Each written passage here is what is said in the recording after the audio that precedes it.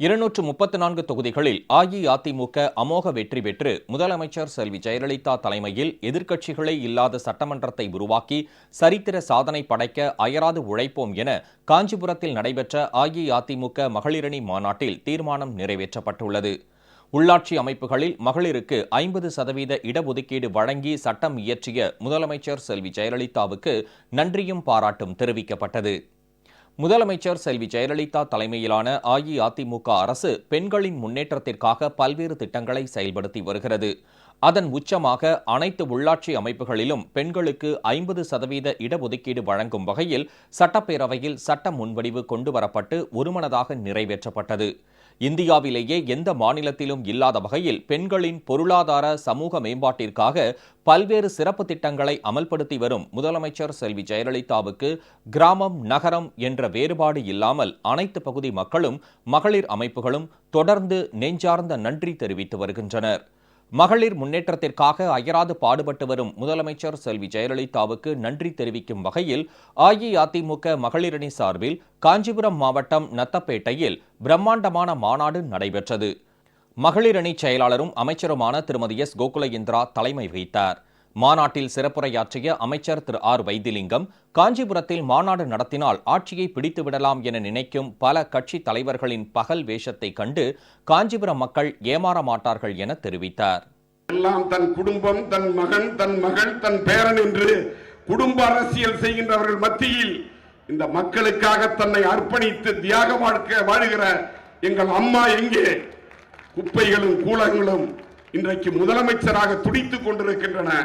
என் தாய் தந்தை வைத்த பெயரை மறக்கின்ற அளவிற்கு என்னை அம்மா அம்மா என்று அழைக்கிற அந்த மந்திர சொல்லா, உங்களுக்காகவே நான் வாழ்வேன், உங்களுக்காக என் வாழ்க்கையை அர்ப்பணித்து வாழுகிறேன் என்று சொன்னாரே.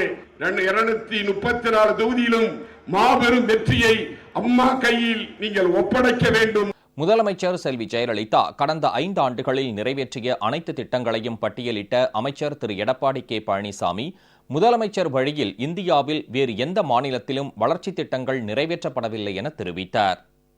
அம்மாவை பொறுத்த வரைக்கும் இந்த நூற்றாண்டுல அடுத்த தலைமுறைக்கு வேண்டிய திட்டங்களை வகுப்புதான் அம்மாவுடைய தொலைநோக்கு திட்டம். நாளை வருகின்ற இளைஞர்களுக்கு தேவையான ஆக்கப்பூர்வமான திட்டங்களை அவருக்கு அளிக்க வேண்டும் என்ற சிந்தனையிலே இன்றைக்கு ஆட்சி பொறுப்பிலே சிறப்பான ஆட்சி தந்து கொண்டிருக்கின்றார். மக்களுக்காக ஆட்சி செய்கின்ற ஒரே தலைவி புரட்சி தலைவி அம்மா அவர்கள்.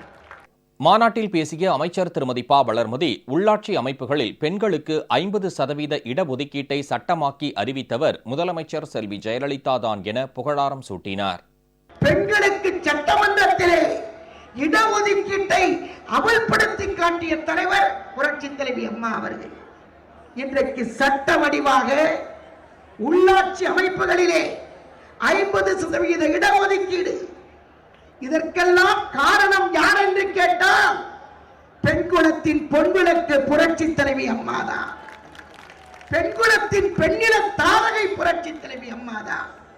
வெற்றி என்றைக்குமே அம்மாவுக்கு பக்கம்தான். வெற்றி சரித்திரம் அம்மாவுக்கு பக்கம்தான். அம்மா அவர்களின் சரித்திரத்தில் வெற்றி என்பது மட்டுமே இடம்பெறக்கூடிய சரித்திரம். மாநாட்டில் பேசிய அமைச்சர் திருமதி எஸ். கோகுலேந்திரா, மக்கள் ஆதரவு இல்லாத பல அரசியல்வாதிகள் முதலமைச்சர் கனவோடு ஊர் ஊராக சுற்றி வருவதாகவும் அவர்களது கனவு ஒருபோதும் ஈடேறாது எனவும் தெரிவித்தார். மக்கள் என்றால் என்ன, மக்கள் நலன் என்றால் என்ன, ஆட்சி திறன் என்றால் என்ன என்பதெல்லாம் தெரியாமல் பேரம் பேசிக்கொண்டு தொண்டர்களை பார்த்து மக்களே மக்களே மக்களே என்று உரையாற்றிவிட்டு பத்திரிகைகளிலே கோடி கோடி பணத்தை கொட்டி விளம்பரம் கொடுத்து நாங்கள் அதை கொண்டு வருவோம், இதை கொண்டு வருவோம், மாற்றம் கொண்டு வருவோம் என்று சொல்கின்றார்கள். எல்லாம் இங்கே கிடைத்துவிட்டது. தமிழகத்திலே இல்லாமை இல்லாத நிலை வேண்டும் என்பதை சொன்ன அம்மா அவர்கள் அவ்வளவும் செய்துவிட்டார்கள். பேரறிஞர் அண்ணாவின் கொள்கைகளை முழுமையாக நிறைவேற்றிய ஒரே இயக்கம் முதலமைச்சர் செல்வி ஜெயலலிதா தலைமையிலான அஇஅதிமுக என கழக அமைப்பு செயலாளர் திரு பன்ருட்டி ராமச்சந்திரன் தெரிவித்தார். யார் எந்த மாநாடு போட்டாலும் இந்த மண்ணிலே மாநாடு போடுவதற்குரிய தகுதி அனைத்து இந்திய அண்ணா திராவிட முன்னேற்ற கழகத்துக்கு தான் உண்டு, வேற யாருக்கும் கிடையாது.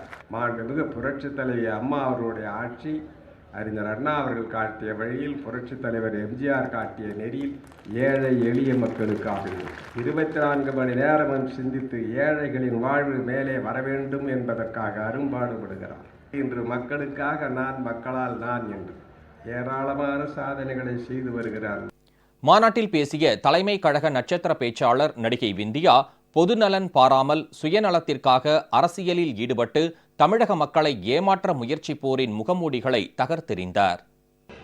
இதயம் இனிக்க, கண்கள் பணிக்க, குலாம் நபி ஆசாத்தோட காங்கிரஸ் கூட கூட்டணிக்காக கட்டி பிடிச்சு குலவராரே கருணாநிதி. இதே கருணாநிதி இதே காங்கிரஸ் கலட்டி விடும் போது என்னென்ன சொன்னார்ன்றது கருணாநிதிக்கு வேணும்னா மறந்திருக்கும், மக்களுக்கு மறக்காது. கூடா நட்பு கேடா முடிந்ததுன்னாரு. குதிரை குப்பர தள்ளியதோடு குழியும் பறித்ததுன்னாரு. ஈழத்தமிழர்களின் நலிவுக்கு காங்கிரஸ் தான் காரணம்னு சொன்னாரு.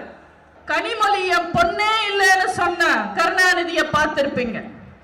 அழகிரி என் பையனே இல்லைன்னு சொன்ன கருணாநிதிய பார்த்திருப்பீங்க. ஐயோ கொல்றாங்க அழுது அடம் பிடிச்ச கருணாநிதிய பார்த்திருப்பீங்க.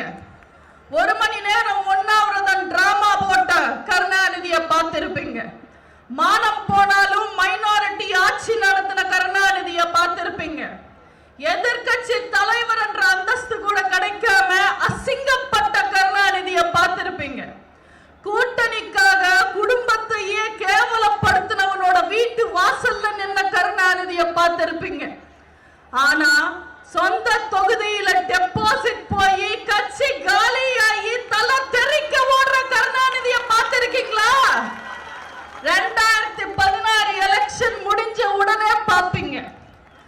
கழக மகளிரணி மாநாட்டில் 234 தொகுதிகளில் அஇஅதிமுக அமோக வெற்றி பெற்று முதலமைச்சர் செல்வி ஜெயலலிதா தலைமையில் மீண்டும் ஆட்சி அமைய அர்ப்பணிப்பு உணர்வுடன் பணியாற்றுவது, உள்ளாட்சி அமைப்புகளில் 50% இடஒதுக்கீடு வழங்கி பல்வேறு சிறப்பு திட்டங்களை அறிவித்த முதலமைச்சர் செல்வி ஜெயலலிதாவுக்கு நன்றியும் பாராட்டும் தெரிவிப்பது உட்பட 5 தீர்மானங்கள் நிறைவேற்றப்பட்டன.